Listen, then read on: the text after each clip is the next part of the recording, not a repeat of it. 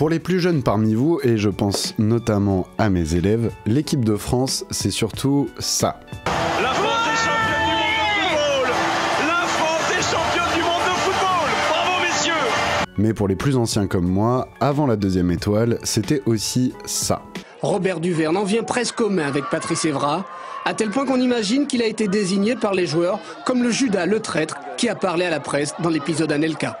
Et comment est-on passé de ça à ça en seulement 8 ans? Eh bien nous allons voir dans cette vidéo, parce que figurez-vous qu'un personnage parmi les plus mythiques de notre littérature n'y est pas totalement étranger. Générique. Alors là, Non, parce qu'il y a quelqu'un qui anecdote géniale. Anecdote Non, juste, voilà, géniale. comptez 31, voilà. Pardon, je veux pas la survendre, mais anecdote géniale. Les écrivains sont de drôles de zig. Bonjour à tous et bienvenue dans ce premier épisode de l'anecdote. Aujourd'hui je suis trop content parce qu'on va parler de foot et de mon livre préféré. Mais pour bien comprendre cette anecdote, il va nous falloir remonter dans un premier temps en 2004.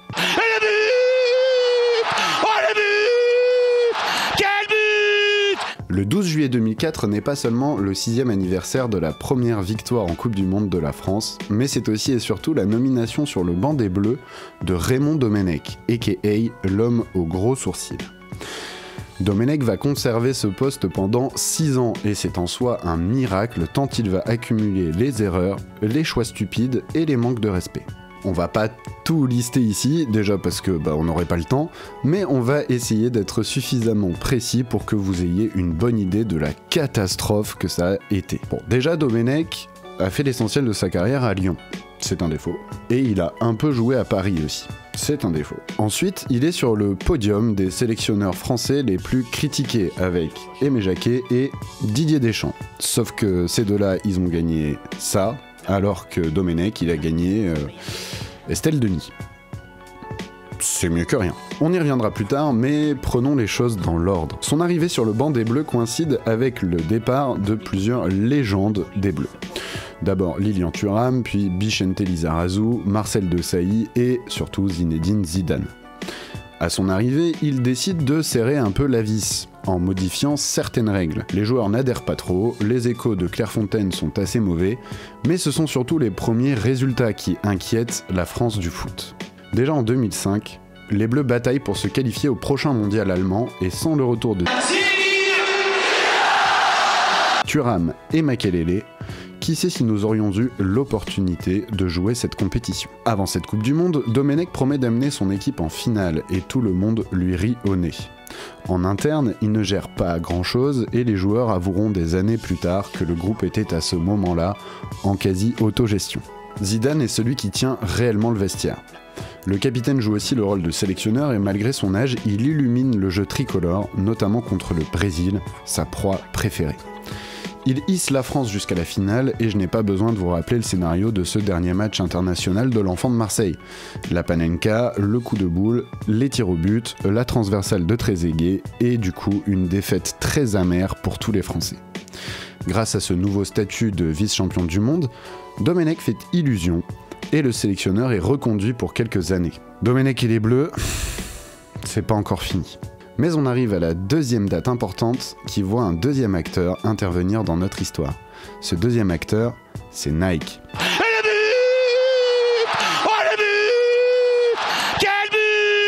Cela fait près de 40 ans que l'équipementier de l'équipe de France est Adidas. La firme allemande a fourni aux Bleus quelques tuniques légendaires, mais son principal concurrent, la marque à la virgule, a bien envie de récupérer le contrat du finaliste du dernier mondial.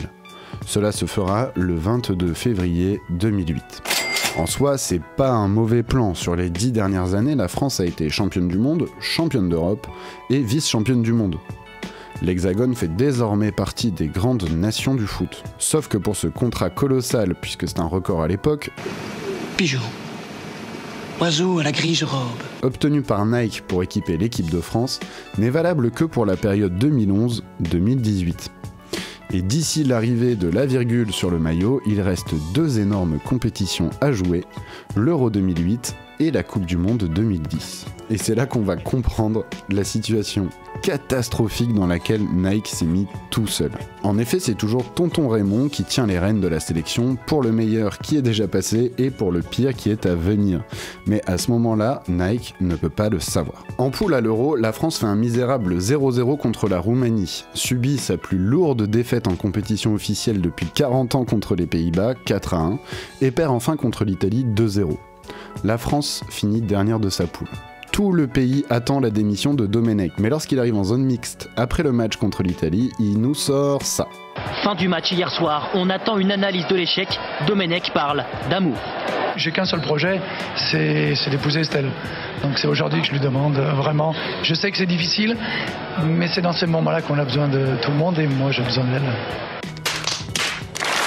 Contre toute attente, il reste sur le banc des Bleus jusqu'au prochain mondial organisé en Afrique du Sud en 2010. Le mondial 2010, c'est beaucoup de souvenirs. Shakira, le Djaboulani, ballon officiel de la compétition qui réagissait comme un ballon de plage, les horribles vuvuzelas et surtout la prestation calamiteuse de l'équipe de France. Bon, d'abord, la qualification. La France se qualifie de justesse pour cette Coupe du Monde grâce à un but contre l'Irlande très litigieux puisque consécutif à une main grossière de Thierry Henry. Les Irlandais ne sont pas prêts de nous le pardonner. C'est pas si grave, mais ça sent déjà très mauvais avant même le début de la compétition. Ensuite, et surtout, la grève de Naïsna. Après que le journal L'Équipe a révélé en une des insultes qu'aurait proféré Anelka à l'encontre de Domenech dans le vestiaire, l'attaquant tricolore est renvoyé à la maison par la fédération. Pour contester cette mesure, les joueurs de l'équipe de France font grève et refusent de descendre du bus pour s'entraîner. C'est juste complètement fou. L'information fait le tour du monde et la France est devenue la risée de la planète. Cet événement est encore aujourd'hui considéré à juste titre par beaucoup comme le pire épisode de l'histoire du sport français. Après, c'est parti en règlement de compte et on apprend régulièrement de nouvelles informations sur l'affaire Naïsna qui n'a pas fini de faire parler. Enfin, cerise sur le pompon, à la fin du dernier match de poule perdu contre l'Afrique du Sud, Domenech refuse de serrer la main du sélectionneur sud-africain. Ultime manque de respect et ultime crachat à essuyer pour les Français, déshonorés par cette équipe et ce sélectionneur. Je ne vous ai pas rappelé tout ça pour le plaisir de remuer le couteau dans la plaie en se remémorant de bien tristes souvenirs, non. J'ai rappelé cette suite d'événements pour que vous compreniez bien à quel point la situation était catastrophique au moment où Nike allait équiper l'équipe de France. Les Français, humiliés, déshonorés, raillés, ne se reconnaissaient plus dans cette sélection et ne pouvaient plus supporter ni les joueurs ni le sélectionneur. Après la catastrophe de Naïsna, Domenech perd enfin ses fonctions. Plusieurs joueurs sont sanctionnés et l'équipe entame une phase de reconstruction. Sur le plan sportif, ça se passe pas si mal. Éliminé en quart de l'Euro 2012 et de la Coupe du Monde 2014, contre les futurs vainqueurs à chaque fois, finaliste de l'Euro 2016 joué à la maison, puis champion du monde évidemment en 2018. On peut dire que Laurent Blanc, Didier Deschamps et les nouvelles générations de joueurs ont bien redressé la barre en termes de résultats. Mais le plus dur a été de faire renaître l'amour des Français pour leur sélection et cette opération séduction-reconquête a été une priorité pour la Fédé, mais aussi et surtout pour Nike qui pensait équiper une grande nation du foot et qui se retrouve à habiller une sélection détestée par son public et complètement à la rue. C'est à ce moment-là qu'apparaît enfin notre troisième protagoniste, Cyrano, aka l'homme au grand nez.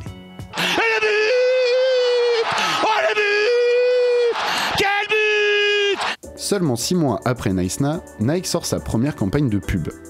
Petit disclaimer évident mais nécessaire, cette vidéo n'est pas sponsorisée par Nike. J'ai moins de 300 abonnés donc je suis vraiment pas en mesure de faire un partenariat de cette ampleur. D'ailleurs, n'hésitez pas à faire grimper ce chiffre en vous abonnant à la chaîne, en activant la cloche pour ne rater aucune vidéo. J'en sors régulièrement 2 ou 3 par mois. Je me déteste. Je vais juste parler d'une pub que je trouve géniale et ne cautionne en aucun cas la politique générale de la marque. C'est pas le sujet.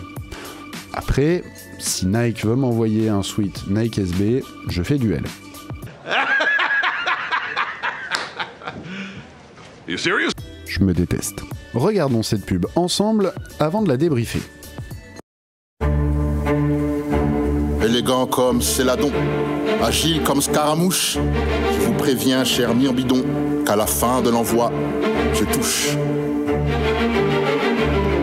Tac, je barre la pointe dont vous espériez me faire don. J'ouvre la ligne, je la bouche. Tiens bien ta broche, Laridon. À la fin de l'envoi, je touche. Envoi. Prince, demande à Dieu pardon. Je carte du pied, j'escarmouche, je coupe, je feinte. Et là donc, à la fin de l'envoi, je touche.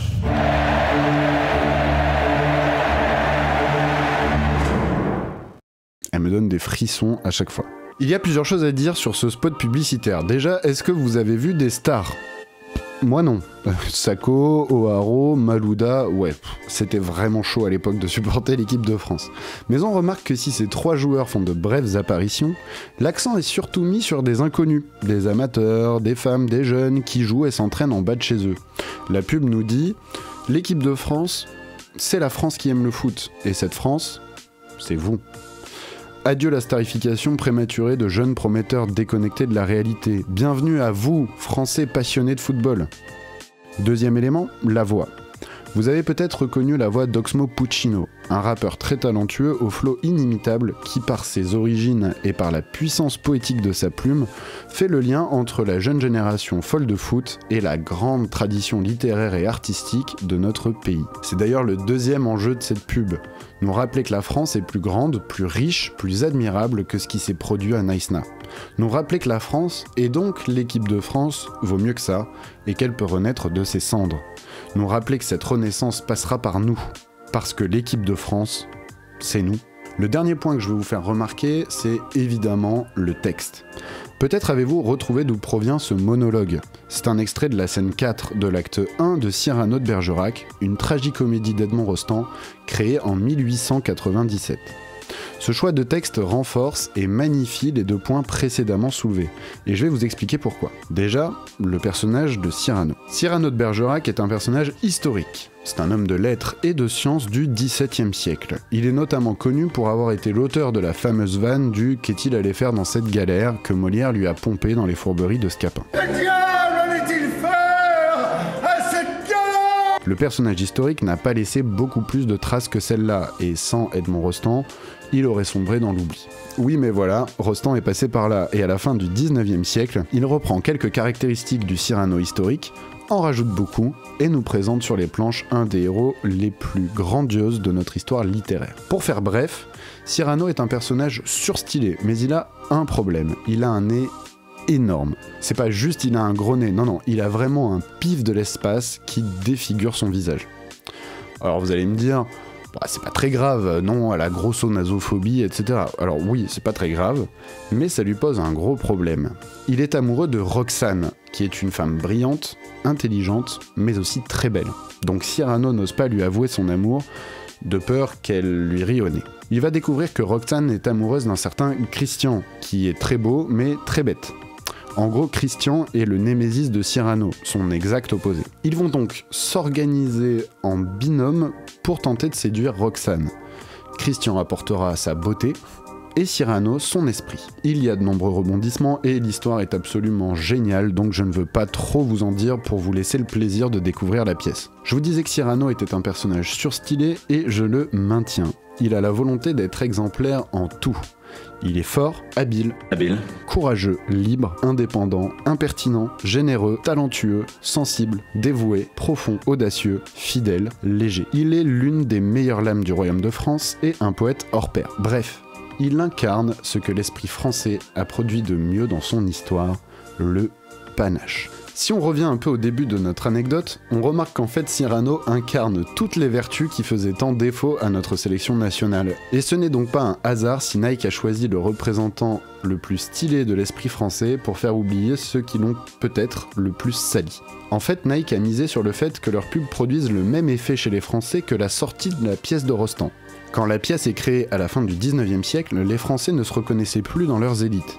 De nombreux scandales politiques éclaboussaient toute la classe dirigeante, l'humiliante défaite contre la Prusse lors de la guerre de 70 n'était pas encore digérée, et un sentiment de honte, s'enraciner petit à petit dans l'esprit des Français qui ne se sentaient plus représentés dignement. Tiens, ça me rappelle quelque chose. À la sortie de Cyrano de Bergerac, pièce écrite par un Rostand alors presque inconnu, elle a eu un succès de dingue. Lors de la générale et de la première représentation, les gens ont scandé le nom de Rostand pendant 20 minutes. C'est très très long. Il paraît même que lors d'une des premières représentations, la scène a été envahie par le public à l'entracte. 5 jours après la création de la pièce, Edmond Rostand est fait chevalier de la Légion d'honneur. Le lendemain, le président de la République vient en famille voir la pièce et moins de 3 ans plus tard, le dramaturge devient un académicien. C'est dur aujourd'hui d'imaginer un tel succès. Mais allez, encore une petite anecdote. Le soir de la première représentation, il y a eu 40 rappels. Un rappel, vous savez, c'est quand, lors du salut final des comédiens, le public applaudit et rappelle les acteurs pour un salut de plus. Déjà, quand tu fais 5 rappels, c'est beaucoup. Là, c'est 40 rappels. Cette pièce a rendu les gens complètement fous. Elle les a surtout rendus très fiers. Et c'est cette même corde sensible de la fierté, de l'honneur que Nike veut faire à nouveau vibrer 110 ans plus tard. Le choix du passage n'est pas anodin non plus. Déjà, le texte se marie très bien avec les actions footballistiques montrées à l'écran. Mais en plus, c'est une scène clé qui montre la quintessence de l'esprit cyranesque. Pour ceux qui voudraient plus de détails sur cette scène, je vous mets en fiche la rediff d'un live où j'analysais ce passage avec mes 4e pendant le premier confinement. En gros, Cyrano est en train de s'embrouiller avec le vicomte Valvert, un petit vicomte prétentieux qui est sur le point d'épouser Roxane. Le vicomte attaque publiquement Cyrano sur son physique et sur la richesse de ses vêtements. Là, Cyrano lui sort sa célébrissime tirade du nez, puis enchaîne sur ce duel de l'hôtel de Bourgogne. Notre héros gascon vient d'humilier intellectuellement le vicomte et compte faire de même à l'épée. Sauf que, avant de se battre, Cyrano annonce qu'il va, pendant le combat, composer une ballade. C'est un poème composé de 3 couplets qui se termine par un envoi de 4 vers. Cyrano, pendant le combat, compose son poème en répétant à la fin de chaque couplet qu'à la fin de l'envoi, je touche. Qu'à la fin de l'envoi, je touche. À la fin de l'envoi, je touche. À la fin de l'envoi, je touche. Et en vrai, à la fin de l'envoi, sur le dernier vers, il tue le vicomte. On est à un niveau de badasserie légendaire. Si c'est justement cet extrait que Nike a choisi, c'est pas un hasard. Déjà, c'est un passage très connu, mais en plus, il montre la supériorité culturelle, intellectuelle et physique de Cyrano, et donc de la France dans la pub. Pub qui se termine d'ailleurs sur un plan d'un maillot de l'équipe de France géant porté métaphoriquement par le peuple français anonyme à qui l'équipe de France promet de rendre honneur, grandeur et fierté. Alors pour répondre enfin à la question qui nous préoccupe depuis le début, à savoir comment Cyrano a sauvé l'équipe de France, je dirais qu'évidemment Cyrano n'a pas servi à grand chose dans la reconstruction sportive de l'équipe, bien sûr, ça c'est le travail des nouveaux joueurs et des sélectionneurs. Cyrano n'a pas sauvé l'équipe sportivement, il a fait mieux que ça. Il a sauvé son image, il a sauvé l'amour des Français pour cette équipe en étant la première pierre posée pour la reconstruction de cet amour détruit par Domenech et ses hommes. Grâce à son nouvel équipementier, l'équipe de France a pu commencer la reconquête du cœur des Français. Et ça, c'est beau. Et peut-être qu'avant même les résultats sportifs, c'était ça qu'il fallait sauver en priorité après Naïsna. En tout cas, lisez Cyrano de Bergerac, et si vous avez la flemme de le lire, même si vraiment c'est mieux de le lire, n'hésitez pas à regarder le film avec Gérard Depardieu, même si le texte est un petit peu tronqué, ça reste une superbe adaptation, et juste Depardieu en Cyrano, ça défonce. Merci d'avoir regardé cette vidéo, n'hésitez pas à vous abonner si ça vous a plu, je sors régulièrement des vidéos pour mes élèves et quelques bonus comme celui-ci, donc n'hésitez pas. C'est comme les pouces bleus, ça fait bien plaisir. Allez les bleus, vive Cyrano et à très bientôt pour une prochaine vidéo. Salut à tous.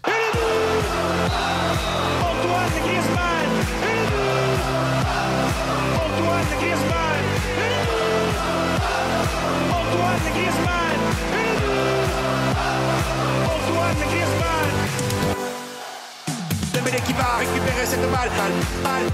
Si cherche Mbappé, pour Mbappé,